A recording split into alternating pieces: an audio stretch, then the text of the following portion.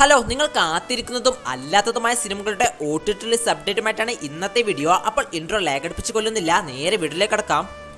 Content കൊണ്ടും script സെലക്ഷന്റെ കാര്യത്തിലായാലും ഒരുപടി മുൻപന്തിയിൽ നിൽക്കുന്ന OTT പ്ലാറ്റ്ഫോം തന്നെയാണ് നെറ്റ്ഫ്ലിക്സ്. അത്തരത്തിൽ നെറ്റ്ഫ്ലിക്സിന്റെ ബാനറിൽ പുറത്തിറങ്ങിയ മറ്റൊരു സീരീസാണ് സ്ട്രേഞ്ചർ തിങ്സ്.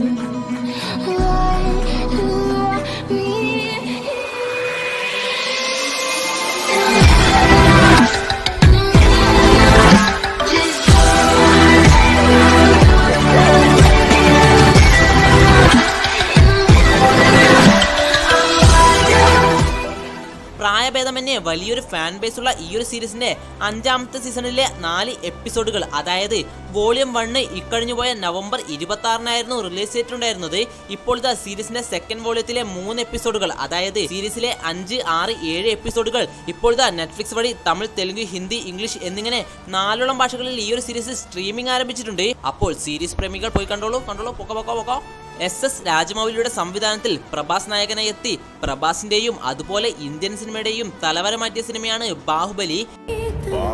മരിച്ചോ ഇല്ലയോ എന്നറിയാതെ പ്രജകൾ ചെമ്മരിയാടിൻ കൂട്ടം പോലെ ബഹളം വയ്ക്കുന്നു. നിങ്ങൾ പറഞ്ഞാലേ അവർ വിശ്വസിക്കും. പോയി അറിയിക്കൂ അവരെ, ഇവന്റെ അവസാനം ഞാൻ.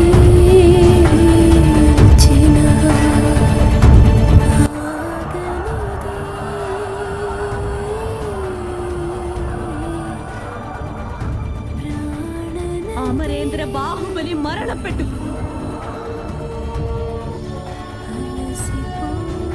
ഇപ്പോൾ നിങ്ങളുടെ പുതിയ മഹാരാജാവ്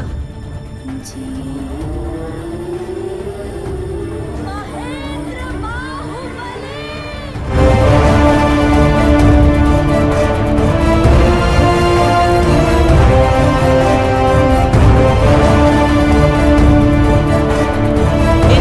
KGF വന്നാലും ഈ ഒരു സാധനത്തിന്റെ തട്ട് അങ്ങ് താണു തന്നെ ഇരിക്കും.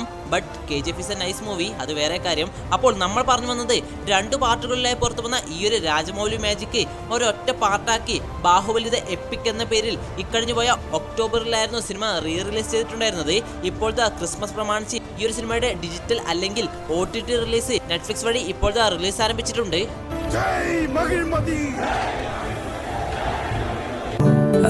ആരും കാണാതെ ആരോടും ചൊല്ലാതെ, അതെ, യാതൊരുവിധ ഹൈപ്പോ പ്രൊമോഷനോ ഒന്നുമില്ലാതെ വളരെ സൈലന്റായി വന്ന് സൂപ്പർ ഹിറ്റ് അടിച്ച മലയാള ചിത്രമാണ് എക്കോ. അപ്പോൾ സന്ദീപ് നായകനായി എത്തി ഇക്കഴിഞ്ഞു പോയ നവംബർ മാസം തിയേറ്ററിലെത്തിയ ഈ ഒരു മിസ്റ്ററി ത്രില്ലർ വിഭാഗത്തിൽപ്പെടുന്ന സിനിമയുടെ OTT അവകാശങ്ങൾ നെറ്റ്ഫ്ലിക്സ് ആണ് സ്വന്തമാക്കിയിരിക്കുന്നത്.